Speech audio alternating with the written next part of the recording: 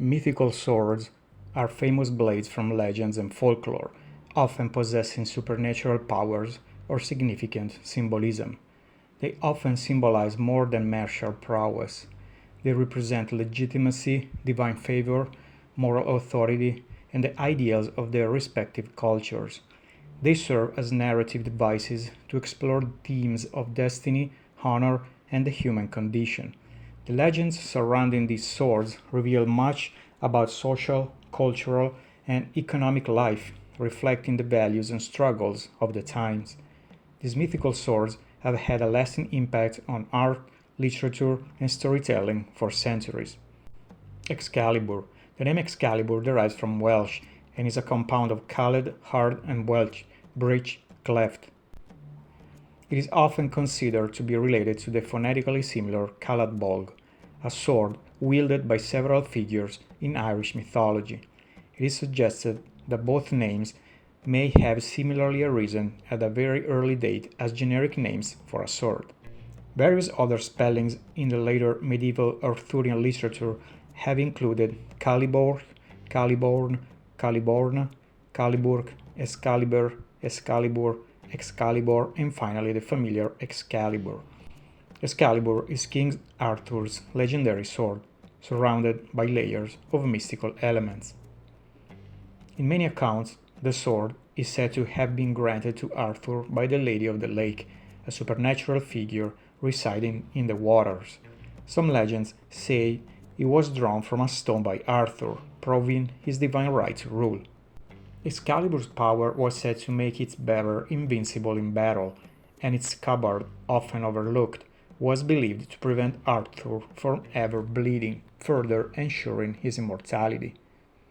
The sword is also linked to the return of Arthur in Britain's Hour of Need as part of the Once and Future King prophecy. It is a symbol of divine kingship and the unification of Britain. Clarent. Clarent is less known than Excalibur, but plays a crucial role in some versions of the Arthurian cycle. It was the sword used by King Arthur for peaceful purposes, such as knightings and ceremonial acts. It was stolen by Arthur's traitorous nephew, Mordred, who used it to mortally wound Arthur during their final confrontation at the Battle of Camlan. The duality between Excalibur, the sword of battle, and Clarent, the sword of peace, mirrors Arthur's own struggles between war and kingship. It represents the betrayal of Arthur and the conflict between peace and war. Gram, Balmung. Gram, also known as Balmung in Germanic legend, is the sword of Sigurd. Forged by the god Odin and passed down through the Volsung family, it plays a pivotal role in the myth of Sigurd, who uses the sword to slay the dragon Fafnir. Dragon's heart is said to grant Sigurd immense wisdom and understanding of the language of birds. In some stories, Gram was shattered and reforged, symbolizing death and rebirth. The sword has a tragic aura, as Sigurd's eventual betrayal and death came through the manipulations of power-hungry factions. Gram is often a symbol of heroic deeds, but also of the tragic fate awaiting the hero, a symbol of Norse heroism and the warrior ethos. Caladbolg. Caladbolg was the sword wielded by Fergus MacRoich, a hero from the Ulster cycle. Caladbolg's name means hard lightning, and in some versions it could cause tremendous destruction, even cutting the tops off hills. The sword was said to have a unique ability to sweep through enemies with the force of a rainbow, cutting through them all at once. When Fergus brandished Caladbolg, he could defeat entire armies. Symbol of warrior might and supernatural power in Celtic mythology. Joyeuse. Joyeuse was the sword of Charlemagne, the first Holy Roman Emperor.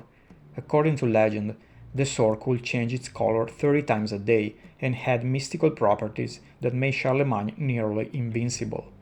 It was said to bring good fortune and protection to its wielder. Some accounts even suggest that Joyeuse might have contained fragments of the lance of Longinus, the spear that pierced Christ's side during the crucifixion. Historically, the sword called Joyeuse is still preserved and has been used in the coronations of French kings. This Joyeuse, as preserved today, is a composite of various parts added over the centuries.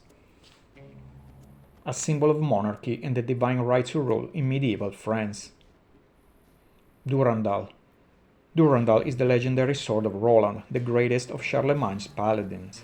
Said to have been given to Roland by the Archangel Gabriel, Durandal was said to be unbreakable and to contain relics such as foot of St. Peter, a drop of St. Basil's blood, a hair of Saint Denis, and a piece of the Virgin Mary's cloak.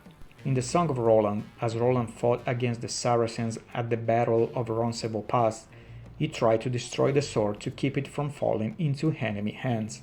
Despite his efforts, Durandal could not be broken, a testament to its divine and supernatural strength. According to legend, the sword was capable of cutting through giant boulders with a single strike, and was indestructible. It reflects the Christian values of chivalry, divine favor, and the defense of Christendom. Zulfikar. Zulfikar is a legendary sword given to Ali, the cousin and son-in-law of the Prophet Muhammad, by Muhammad himself. The sword is described as having a split blade or 2 points, symbolizing its unique design. Ali wielded the sword in several key battles. Zulfikar became a powerful symbol for Shia Muslims, representing Ali's authority and leadership. The phrase "there is no sword but Zulfikar and no hero but Ali" became a rallying cry for Shia followers. Middle Eastern weapons are commonly inscribed with a quote mentioning Zulfikar, and Middle Eastern swords are at times made with a split tip in reference to the weapon. Interpretations of the sword's name as found in Islamic writings are a reference to the stars of the belt of Orion, emphasizing the celestial provenance of the sword. Interpretation of Fakar as notch groove indentation, as a reference to a kind of decoration of regularly spaced notches or dents on the sword. Reference to a notch formed by the sword's supposed termination in 2 points. Reference to the literal vertebrae of the spine in the sense of the spine splitter. A symbol of justice, heroism, and divine appointment in Islamic tradition. Tizona. Tizona is one of the swords wielded by El Cid, a legendary Spanish knight. According to legend, Tizona could instill fear in enemies, and the very sight of the sword was enough to terrify them. El Cid used Tizona in his campaigns to reclaim land from the Moors. The sword's association with honor and faith makes it a powerful symbol in Spanish history and legend, linked to the Christian Reconquista and Spain's medieval knightly code. Kusanagi no Tsurugi. Kusanagi no Tsurugi is one of the 3 sacred treasures of Japan. Its name means grass-cutting sword, and originates from a tale in which the warrior Yamato Takeru, trapped in a burning field by his enemies, used the sword to cut the grass and create a firebreak, allowing him to escape. The sword itself has older roots, being discovered by the storm god Susano in the tale of the 8-headed serpent Orochi. It is also linked with the imperial family, symbolizing authority and sovereignty. In folklore, the sword represents the virtue of valor.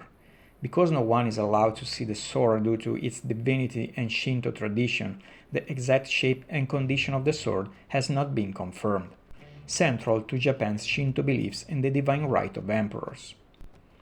The Sword of Goujian. The Sword of Goujian was found in China, in a tomb dating to around 500 BCE. The sword's remarkable preservation, despite being over 2,000 years old, has earned it a mythical reputation.